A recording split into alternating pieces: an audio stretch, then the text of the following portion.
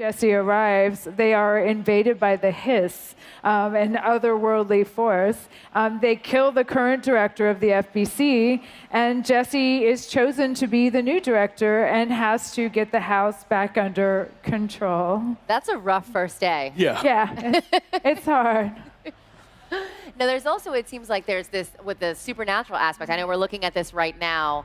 I don't want you to give anything away, but can you tell us a little bit about how that affects the gameplay? Well, Jesse has supernatural abilities that you're going to hopefully see in a little one. And there's the service weapon, which is this transforming gun that only the director of the Bureau can use. Like Excalibur, yeah. Yeah. And then you have the supernatural abilities. But like what we're seeing here now is kind of one of the things we want to do with the game is kind of juxtaposition of the mundane and then also the sort of craziness. There's plenty of that, in the game.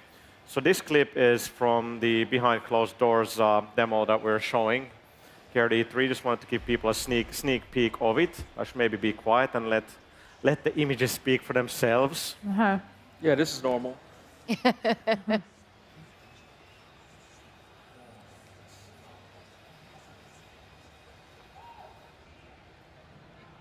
So it's very strange. We have some of the people that are floating, and then there's this other one that's actually not.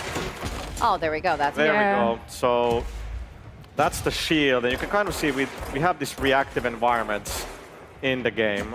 There's quite a bit of destruction, and now we're using one of the supernatural abilities there, very deadly chair.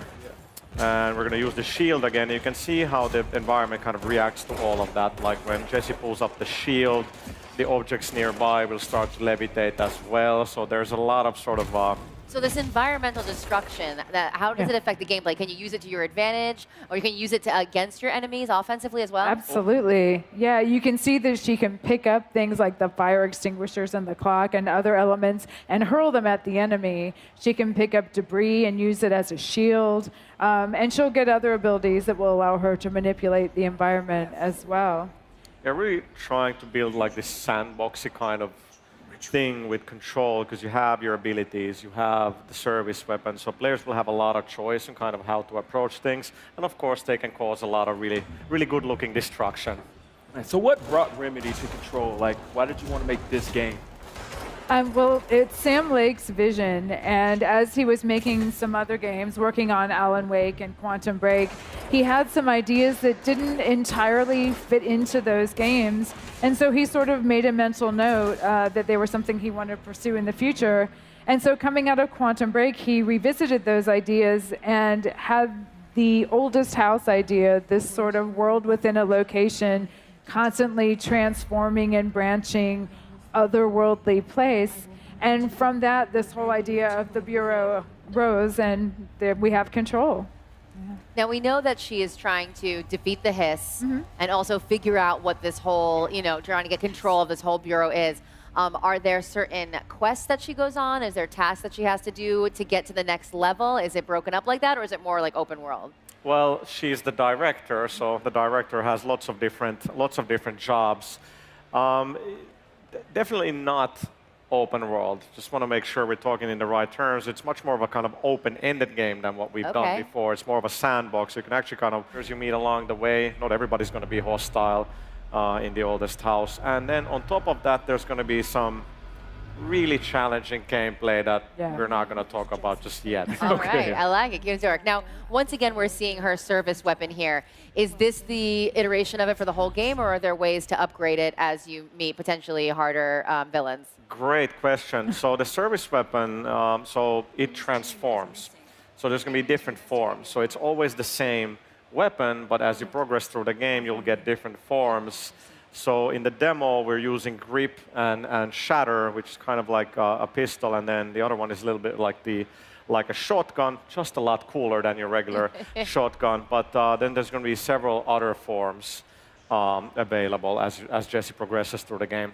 Okay, so her weapon will upgrade, and her other psychic powers will get upgraded as well as you play throughout Control. Absolutely. She can mod and upgrade both her abilities and her weapons. Yeah, so these guys that you see her fighting, these are actually Bureau agents that have been overtaken, possessed, and corrupted by the Hiss. And some of them float up in the air, some of them, like this guy, attack her, and they take on different forms depending on how complete the corruption is. So she'll have a wide variety of enemies she'll have to defeat to regain control of the house. I love how calm she is. She's just Yeah, strutting through there, just shooting him down. She's like, I got this. With this chair. Yeah. Well, as the game begins, she is kind of led to the oldest house, so maybe this has been her calling.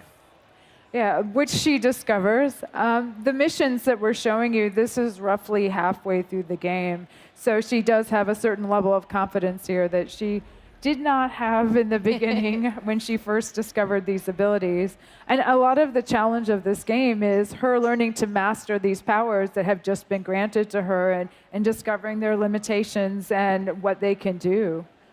Now, I know fans of Remedy games obviously remember Max Payne. Were there any lessons you guys learned from that game that now, along with all the new technology that's available, that you really applied to Control? Yeah, you learn from every game, right? And we've internally talked a lot about, especially with Mixu, who's the game director on Control, how kind of Max Payne 2 really had everything. It had a great story, great action, a lot of replay value, and we kind of really want to make sure that Control has those same things, but we're bringing that sort of storytelling and mystery and those aspects definitely from Alan Wake into Control. You learn from every game, and I think it's been great to hear that when the trailer debuted in the PlayStation media briefing, which was an incredible moment for us. We've been working for so long to get there, and when people are like, what is that game? Yeah. Like, and then 30 seconds in, I could hear people around me like, is that a Remedy game? And I was like, there is that trademark kind of visual aspect to our game, so that was very cool. Yeah, it's not just learning from our past games, though.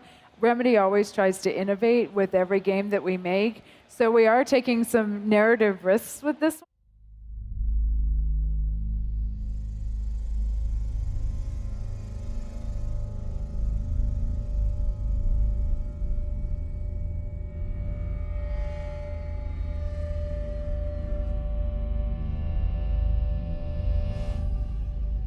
The oldest house is a shifting place. There are rules and rituals. You can keep traveling deeper.